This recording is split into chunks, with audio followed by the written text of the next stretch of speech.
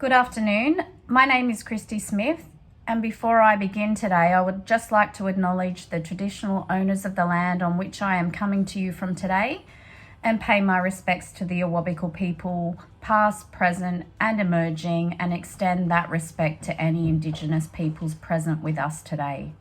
And thank you for the opportunity.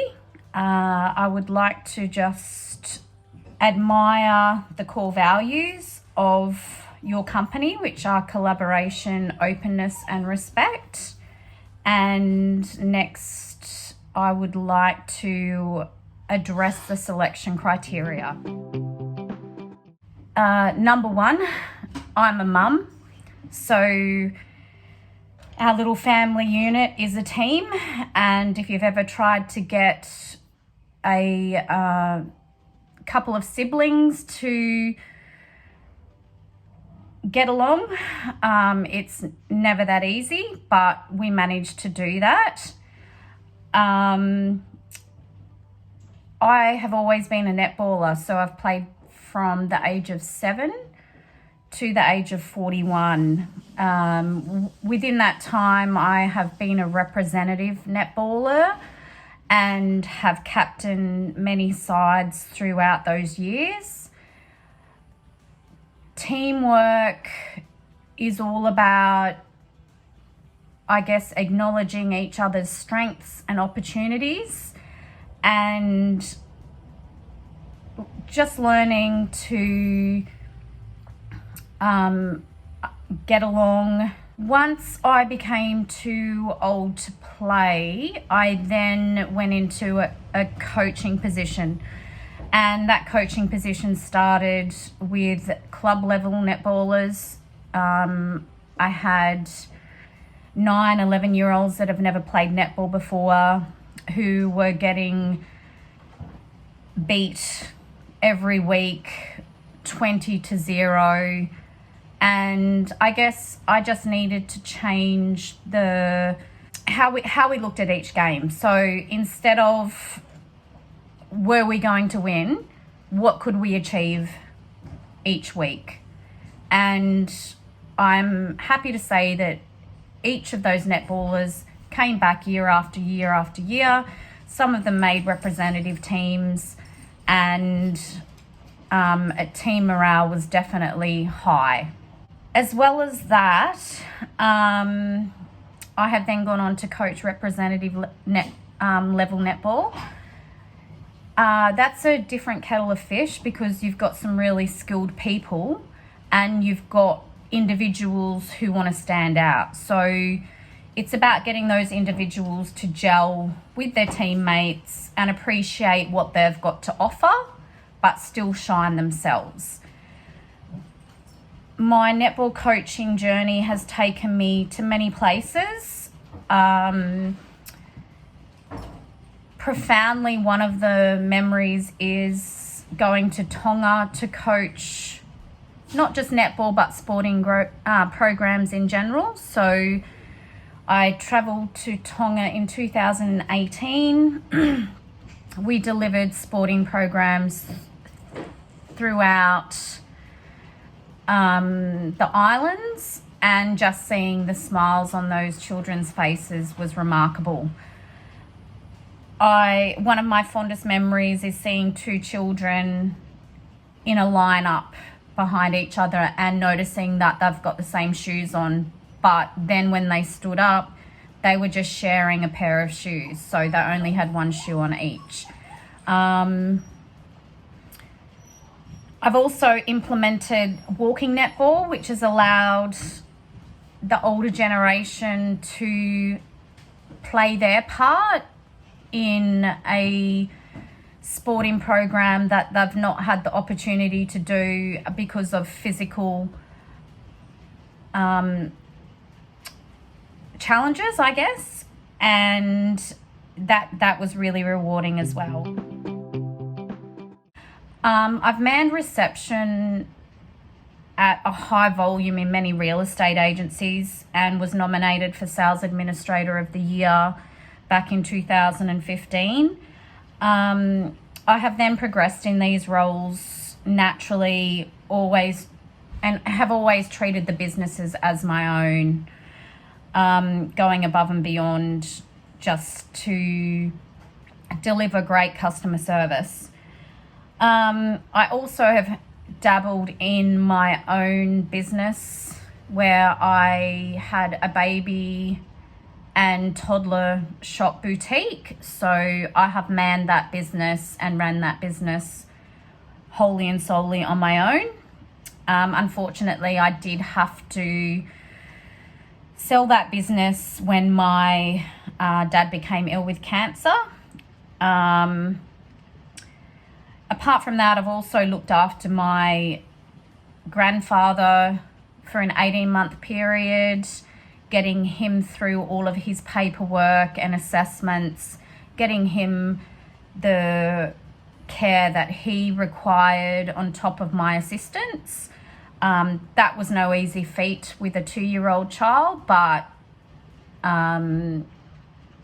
it was very rewarding once again. I originally started out my career on the Kmart registers at the age of 14. I was only on registers for 2 weeks, and then they saw an opportunity in myself and placed me on the service desk, where I handled customer inquiries, refunds, problems, and dealt with all the departments within Kmart. So whilst that was challenging, once again, a very rewarding position. I've had lots of retail sales experience where you are taught that the customer is always right. And yes, they are. So I think the biggest thing is to listen to someone's concern, let them know that if you can't alleviate their concern immediately, that you will definitely follow up, and to ensure that you do get back to them as soon as possible. I guess what I've learned over my 25 years in customer service roles is that everyone deserves to be heard, and you need to tailor things to suit the individual. And that can be over personality, socioeconomics, various things. I've attended and been awarded through many reception real estate training days. So always taught to put a smile on your face when you're on the phone, because that can definitely be heard. Listen. It's actually really hard for people to just stop and listen. Learn, distribute the inquiry, and then solve it if you can. But if not, follow up for further information and ensure that the customer receives updated or actioned information to the best of your ability. I guess I always show respect for customers' inquiries or concerns. The main thing for me is that I always treat people how I feel that I deserve to be treated. Being honest, it's okay to say that you don't have the answer, or you are unsure of the information that you require to actually alleviate their concern. But then once again, update them as soon as possible and go down the channels that you need to find out the information. Up until 2020, I was a Justice of the Peace. That was required for my local community when I was working in real estate. There was no Justice of the Peace in our local suburb. So that has just lapsed, given that I feel that I don't actually need that title anymore. I've managed many real estate databases. Whilst they're all different, they have very similar key attributes.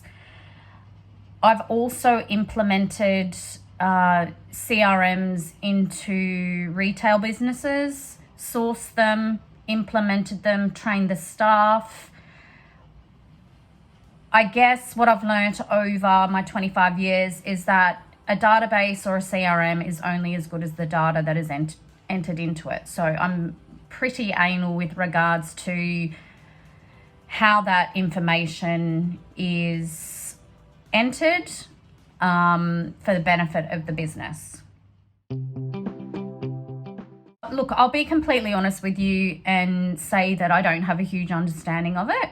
I'd be very willing to learn about it and feel that it's a very big part of our future. With regards to personal reasons of understanding NDIS, I do have an autistic nephew and niece who have managed to gain the extra assistance required to live a fulfilling life through the NDIS program. So they see speech pathologists, occupational therapists, and get assisted aids at their primary school.